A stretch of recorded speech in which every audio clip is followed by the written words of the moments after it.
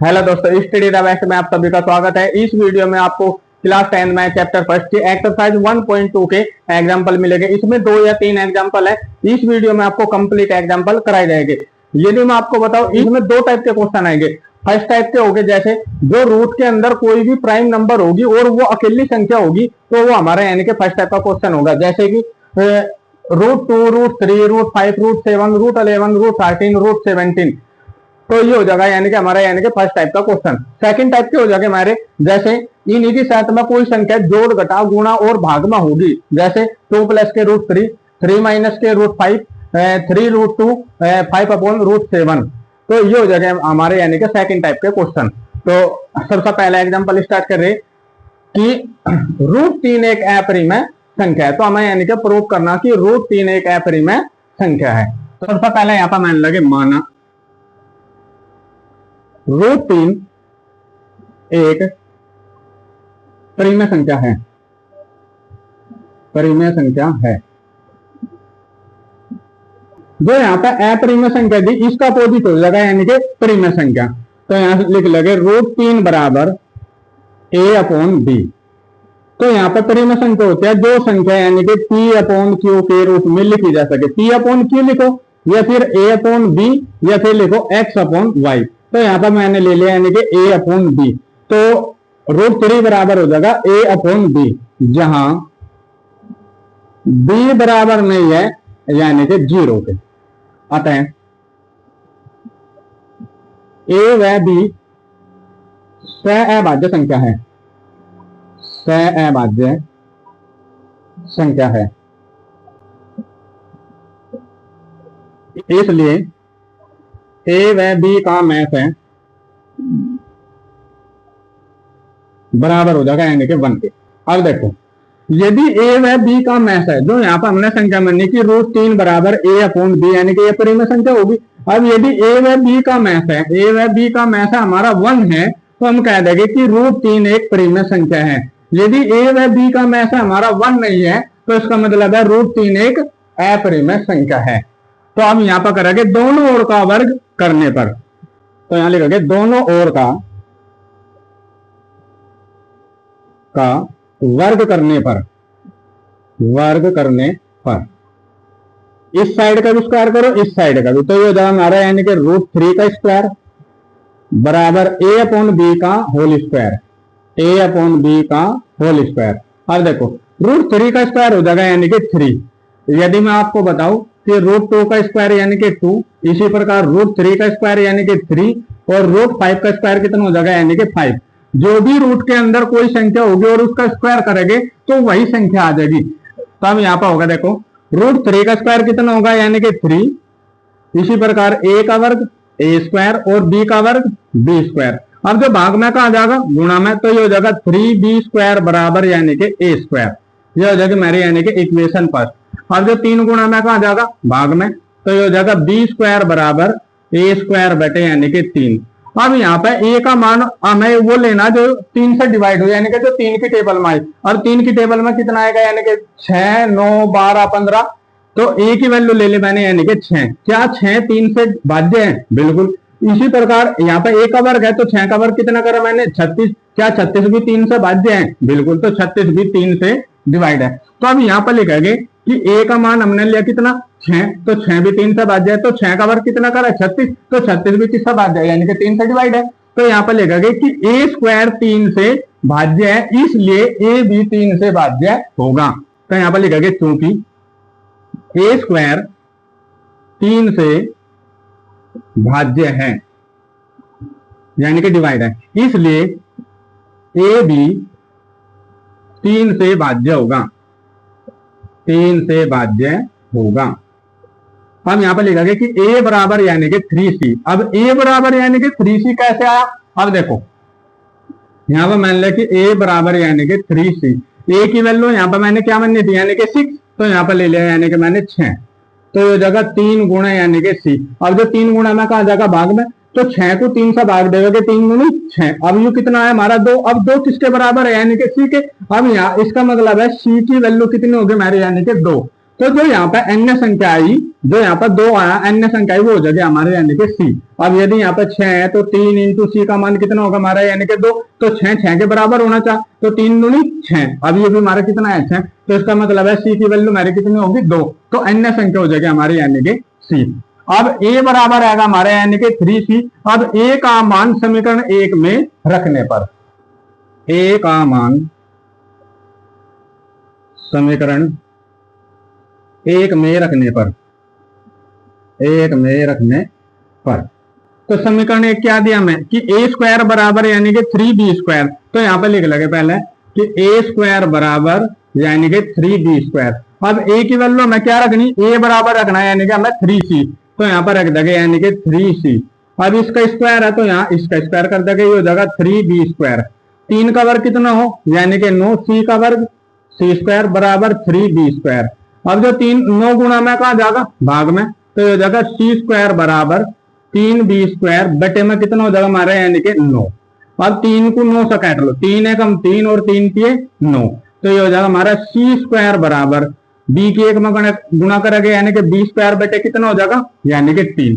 अब फिर वही बात आएगी जो यहाँ पर मैंने माना था कि a का मान हमने 6 ले लिया जो यानी कि 3 की टेबल में आएगा, इसी प्रकार हमें b का मान वो लेना जो यानी कि 3 की टेबल में आएगा, जो 3 से डिवाइड होगा, तो b की वैल्यू ले ली यानी कि मैंने 9।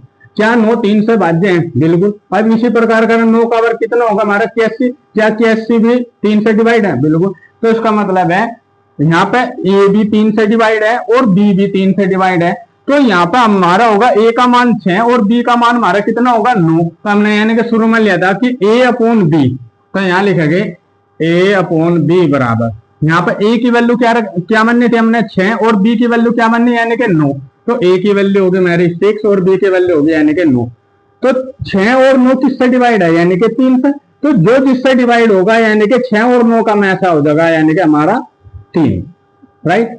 क्योंकि 3 में संख्या यानी कि जो 6 को भी डिवाइड करा और 9 को भी, 3 9 6 और 3 3 9, तो 6 और 9 का मैसा हो जाएगा हमारा यानी कि 3।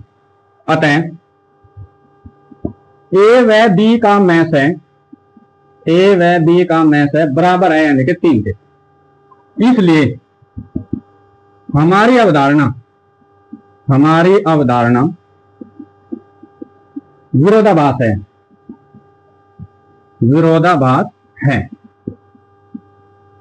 इसलिए √3 एक अपरिमेय संख्या है, अपरिमेय संख्या है।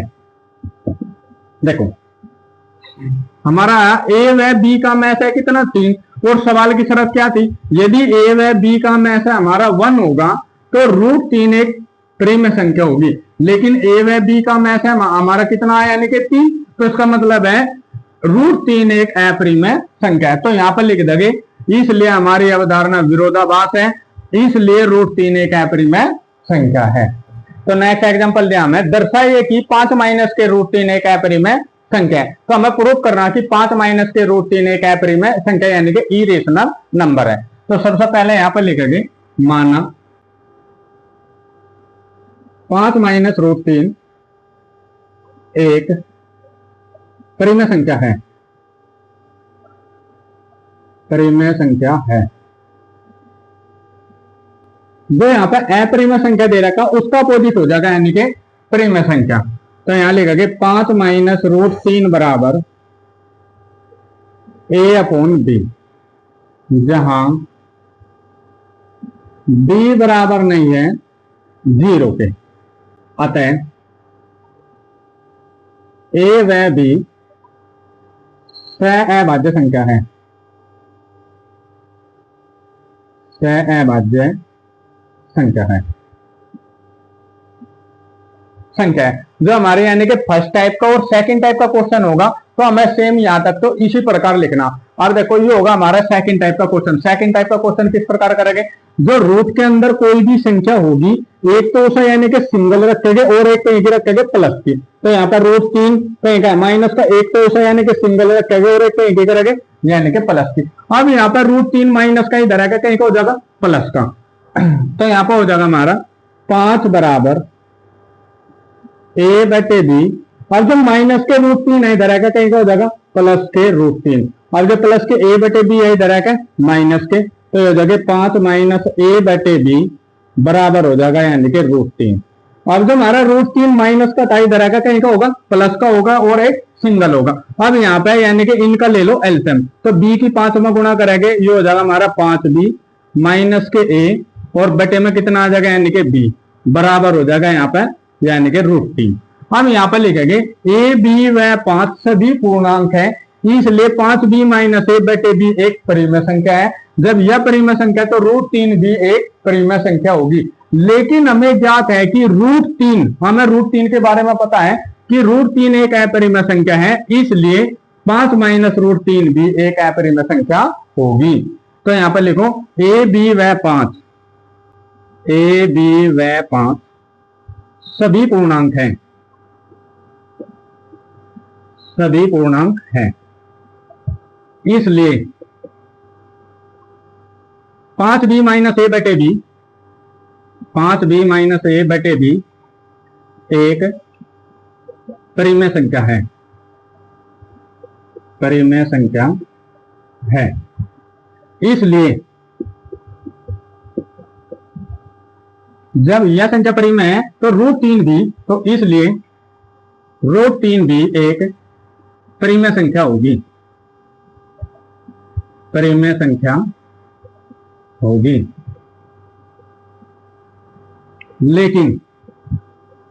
लेकिन हमें ज्ञात है कि √3 एक अपरिमेय संख्या है, इसलिए 5 माइनस √3 भी एक अपरिमेय संख्या होगी। तो यहां लिखेंगे लेकिन हमें ज्ञात है कि √3 एक अपरिमेय संख्या है, अपरिमेय संख्या है, इसलिए 5 माइनस √3 भी एक अपरिमेय संख्या होगी, अपरिमेय संख्या होगी। राइट, तो ये होगा हमारे यानी कि सेकंड टाइप का क्वेश्चन। तो सेकंड टाइप का क्वेश्चन हमें यानी कि सेम इसी प्रकार करना। तो हमने यहाँ पर क्या लिखा था कि a b व 5 सभी पूर्णांक है, यहां से लिखा a b व 5 सभी पूर्णांक है। पूर्णांक होता है धनात्मक और ऋणात्मक यानी कि पॉजिटिव और नेगेटिव। तो यदि मैं यहाँ पे a और b की वैल्यू कोई भी पुट कर दो यानी कि कोई भी मान रख दू और यह संख्या हमारी बटे में है, जो बटे में होगी यानी कि परिमेय संख्या होगी, तो रख कर देख लो। तो यहाँ पे a की वैल्यू यहाँ मान ली 3 और b की वैल्यू हो गया हमारी यानी कि 2, तो यहाँ पर रख दो। तो 5 इंटू यानी कि 2 माइनस a का मान कितना हमारा 3 बटे में b का मान का देखो होगा 2, 5 दूनी 10, 10 माइनस के 3 बटे 2, 10 मतलब 3 गए कितने बचे 7 बटे 2। अब यह संख्या होगी यानी कि p अपॉन q के रूप की। जो संख्या p अपॉन q के रूप की होगी वह संख्या कौन सी होगी यानी कि रेशनल नंबर यानी कि परिमेय संख्या। तो इसलिए जो यहाँ पे 5b माइनस a बटे 2 7 बटे 2 यानी कि p अपॉन q के रूप के हैं, तो इसका मतलब है कि 5b माइनस a बटे 2 एक परिमेय संख्या है। जब यह परिमेय संख्या है तो √3 भी एक परिमेय संख्या होगी। लेकिन अब √3 के बारे में हमें पता, लेकिन हमें ज्ञात है कि √3 एक अपरिमेय संख्या है यानी कि रियल में या एक अपरिमेय संख्या है। इसलिए जो इसकी साथ में यानी कि 5 माइनस √3 है, 5 माइनस √3 भी एक अपरिमेय संख्या होगी। राइट, तो लास्ट एग्जांपल दिया हमें कि दर्शाइए कि 3√2 एक अपरिमेय संख्या है। तो सबसे पहले यहां पर मान लगे माना 3√2 एक परिमेय संख्या है, परिमेय संख्या है। तो यहां लिखेंगे 3√2 बराबर यानी कि a अपॉन b, जहां b बराबर नहीं है यानी कि 0 के, अतः a व b, अतः a व b सहअभाज्य संख्या है, सहअभाज्य संख्या है, सहअभाज्य संख्या है। जो 3 गुणों में कहा जाएगा भाग में, तो ये हो जाएगा हमारे यानी कि √2 बराबर a बटे यानी कि 3b, जो 3 गुणों में कहां चले गए भाग में। अब यहाँ पे लिखेंगे a b व 3 सभी पूर्णांक है, इसलिए a बटे 3 भी एक परिमेय संख्या है। जब यह परिमेय संख्या है तो √2 भी एक परिमेय संख्या होगी। लेकिन हमें ज्ञात है कि √2 एक अपरिमेय संख्या है, इसलिए 3√2 भी एक अपरिमेय संख्या होगी। तो यहां पर लिखो ए बी व 3, ए बी व 3 सभी पूर्णांक हैं, सभी पूर्णांक है। इसलिए a/3 भी, इसलिए a/3 भी एक परिमेय संख्या है, परिमेय संख्या है। इसलिए यह परिमेय संख्या है तो √2 भी एक परिमेय संख्या होगी। इसलिए √2 भी एक परिमेय संख्या होगी, परिमेय संख्या होगी। लेकिन हमें ज्ञात है कि √2 एक अपरिमेय संख्या है, लेकिन हमें ज्ञात है कि √2 एक अपरिमेय संख्या है, अपरिमेय संख्या है। इसलिए 3√2 भी एक अपरिमेय संख्या होगी, अपरिमेय संख्या होगी। इसमें मैं यानी कि 3 एग्जांपल देते और तीनों के तीनों हमारे यानी कि कंप्लीट हो गए। अब जो मैं बोर्ड की दृष्टि से बताऊं, तीनों के तीनों एग्जांपल यानी कि मोस्ट इंपोर्टेंट एग्जांपल है। हर साल यानी कि आप कोई सा भी पेपर सेट उठाकर देख लो, इस टाइप के क्वेश्चन यानी कि फर्स्ट और सेकंड टाइप के क्वेश्चन हर यानी कि हर पेपर सेट में मिलेंगे, यानी कि हर पेपर में मिलेंगे, चाहे 2024 को, 25 को, 2026 को, कोई सा भी पेपर सेट हो। तो इस एक्सरसाइज के सवाल यानी कि हर पेपर में यानी कि हर एग्जाम में जरूर आएंगे। तो बोर्ड एग्जाम की दृष्टि से यानी कि दोनों टाइप के क्वेश्चन यानी कि हमारे मोस्ट इंपोर्टेंट है। और ये यानी कि कितने कितने नंबर के बनेंगे, या तो हमारा 2 नंबर का क्वेश्चन आएगा, या 4 का आएगा, या फिर आएगा यानी कि 6 का। तो यदि आपको वीडियो पसंद आई हो और सभी सवाल यानी कि यहाँ पर 3 एग्जाम्पल ले, तीनों के तीनों एग्जाम्पल आपको समझ में आए हो, तो आप हमारे चैनल को लाइक, शेयर और सब्सक्राइब जरूर करें। जय हिंद, जय भारत।